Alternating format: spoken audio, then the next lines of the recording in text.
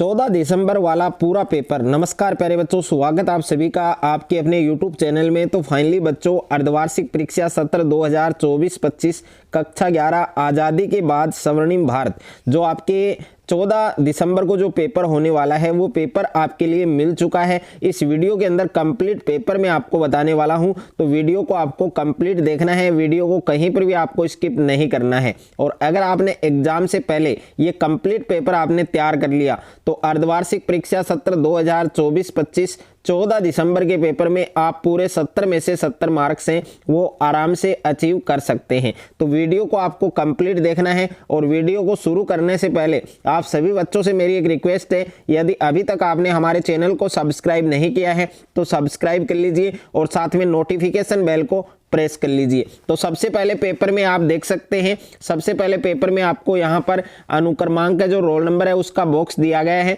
तो इस बॉक्स में आपको आपके रोल नंबर है वो फिल करने हैं। और यहाँ पर आप देख सकते हैं अर्धवार्षिक परीक्षा सत्र 2024-25 का ये पेपर है, कक्षा 11 का पेपर है, आज़ादी के बाद स्वर्णिम भारत फर्स्ट।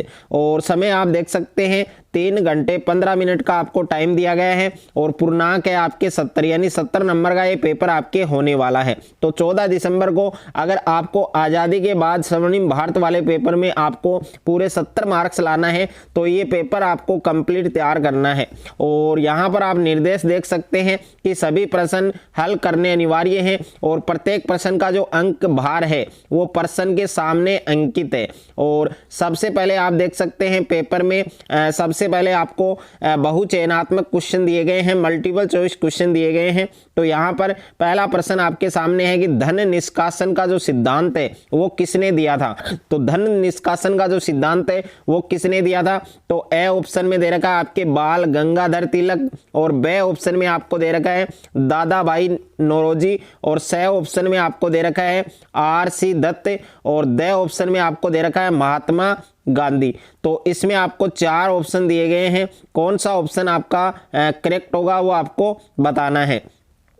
उसके बाद में सेकंड है आपके कि भारतीय राष्ट्रीय कांग्रेस की जो स्थापना है वो कब हुई। तो भारतीय राष्ट्रीय कांग्रेस की स्थापना कब हुई थी। तो ए ऑप्शन में दे रखा है 1985, बे ऑप्शन में 1905, और स ऑप्शन में 1885, और द ऑप्शन में 1890। तो इसमें 4 ऑप्शन आपको दिए गए हैं, कौन सा ऑप्शन आपका करेक्ट होगा वो आपको लिखना है। उसके बाद में क्वेश्चन नंबर 3 है आपके कि गांधी जी दक्षिण अफ्रीका से भारत है वो कब लौटे। तो गांधी जी दक्षिण अफ्रीका से भारत कब लौटे थे। तो ए ऑप्शन में दे रखा है आपके 1917, बे ऑप्शन में 1912, स ऑप्शन में 1915, और द ऑप्शन में 1917। तो इसमें 4 ऑप्शन आपको दिए गए हैं, कौन सा ऑप्शन आपका करेक्ट होगा वो आपको लिखना है। उसके बाद में क्वेश्चन नंबर 4 है कि संविधान सभा का प्रथम अधिवेशन है वो कब हुआ था। तो संविधान सभा है उसका प्रथम अधिवेशन कब हुआ था। ए ऑप्शन के अंदर दे रखा है 20 अक्टूबर 1945, और बे ऑप्शन में दे रखा है 9 दिसंबर 1946, स ऑप्शन आपको दे रखा है यहाँ पर 5 मई 1946, और द ऑप्शन दे रखा है 2 मार्च 1945। तो इसमें भी 4 ऑप्शन आपको दिए गए हैं, कौन सा ऑप्शन आपका करेक्ट होगा वो आपको बताना है। यहाँ पर क्वेश्चन नंबर 5 है आपके कि किस अधिवेशन में कांग्रेस ने पूर्ण स्वराज्य को अपना लक्ष्य निर्धारित किया। कि किस अधिवेशन में कांग्रेस ने पूर्ण स्वराज्य को अपना लक्ष्य है जो टारगेट है वो निर्धारित किया था। तो ए ऑप्शन में दे रखा है 1925 लाहौर, बे ऑप्शन है 1931 कराची, और स ऑप्शन है 1936 फैजपुर, और द ऑप्शन है आपके 1916 लखनऊ। उसके बाद में नेक्स्ट है आपके सेकंड क्वेश्चन, आप देख सकते हैं यहाँ पर मिलान करो। ओके, और प्रत्येक प्रश्न आपके 1 नंबर का है और ये 5 नंबर का है टोटल। तो यहाँ पर फर्स्ट है आपके बंगाल विभाजन, और बंगाल विभाजन है ये कौन से सन में हुआ था ये आपको बताना है, इसको मेल करना है, सुमेलित करना है। और सेकंड है आपके कांग्रेस मुस्लिम लीग समझौता, और थर्ड है आपके भारत छोड़ो आंदोलन, और 4 नंबर है चंपारण सत्याग्रह, और 5 नंबर है कांग्रेस का लाहौर अधिवेशन। तो इन 5 को आपको सुमेलित करना है, मिलान करना है। और उसके बाद में प्रश्न संख्या 3 है रिक्त स्थान की पूर्ति करो। इसमें आपको रिक्त स्थानों की पूर्ति करनी है, और टोटल 6 क्वेश्चन है इसमें, और प्रत्येक क्वेश्चन आपके 1 नंबर का है। तो यहाँ पर आप सबसे पहले देख सकते हैं फर्स्ट है आपके कि असहयोग आंदोलन है वो शुरू हुआ था। तो असहयोग आंदोलन है वो कब शुरू हुआ था। तो वो आपको लिखना है। और दूसरा है, इसमें रिक्त स्थान दिया गया है, अधिनियम को मार्ले मिंटो सुधार अधिनियम भी कहा गया है। तो कौन से अधिनियम को, यह आपको रिक्त स्थान में फिल करना है। तीसरा है, आपके संविधान सभा के स्थायी अध्यक्ष है वो निर्वाचित हुए थे।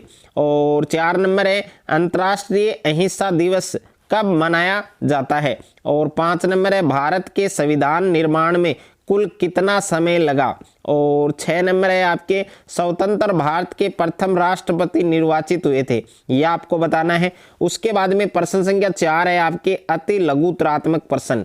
और प्रत्येक प्रश्न का जो प्रत्येक प्रश्न है वो आपके 1 नंबर का है। टोटल आपको 12 क्वेश्चन मिलेंगे अति लघुतरात्मक।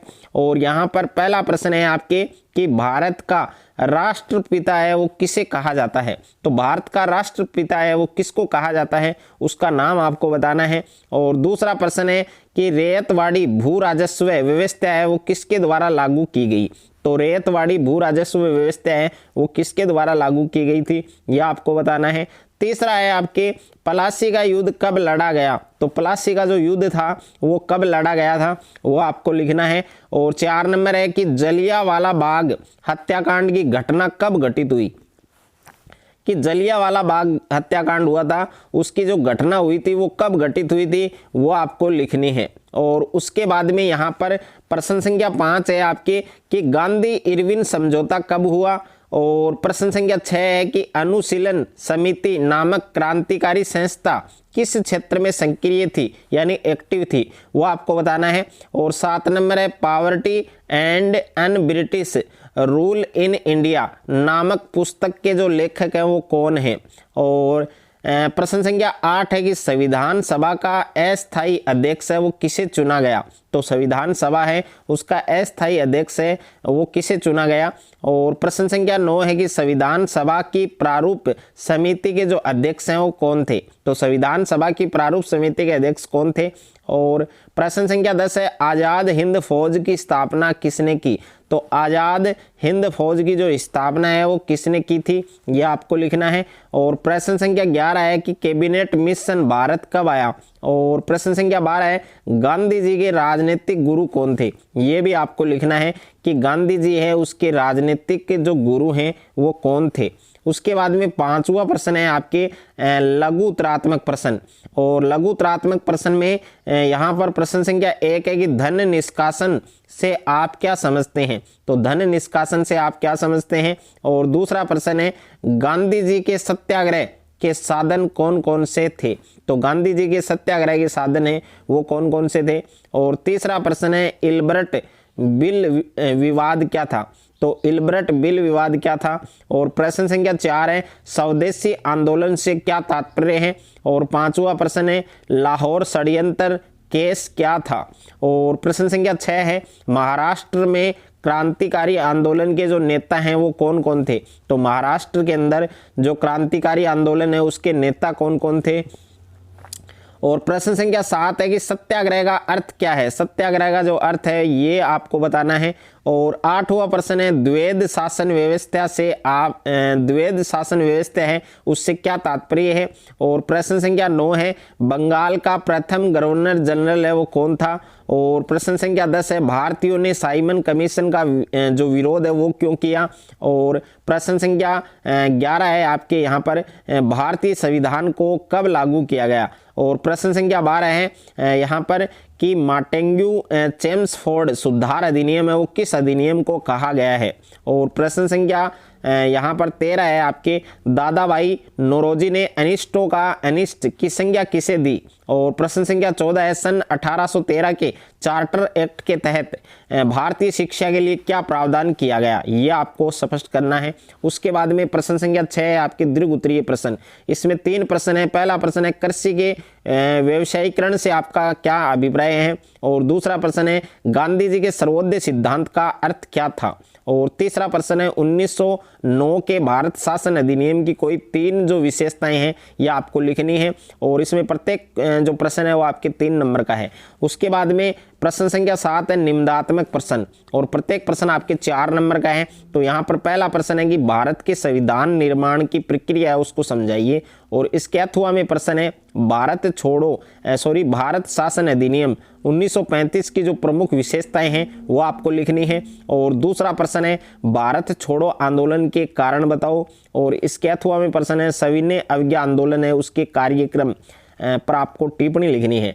और तीसरा प्रश्न है भू राजस्व व्यवस्थाओं का भारतीय कृषि पर क्या प्रभाव पड़ा। और इसके अथवा में प्रश्न है ब्रिटिश शासन द्वारा लागू भू राजस्व व्यवस्था है उसको आपको समझाना है। तो ये पूरा पेपर मैंने इस वीडियो के अंदर आपको बताया है, पूरा पेपर आपको तैयार करना है। और इस पेपर का जो PDF है वो आपको डिस्क्रिप्शन में मिल जाएगा, तो वहाँ जाकर आप इसका PDF डाउनलोड कर सकते हैं। और या फिर आप टेलीग्राम ग्रुप को ज्वाइन करके, टेलीग्राम चैनल को ज्वाइन करके वहाँ से भी इसका PDF डाउनलोड कर सकते हैं। अगर आपको ये वीडियो अच्छा लगे तो वीडियो को ज़्यादा से ज़्यादा बच्चों के साथ शेयर करें, ज़्यादा से ज़्यादा वीडियो को लाइक करें। और चैनल पर आप नए हैं तो चैनल को आप सब्सक्राइब कर लीजिए और साथ में नोटिफिकेशन बेल को प्रेस कर लीजिए।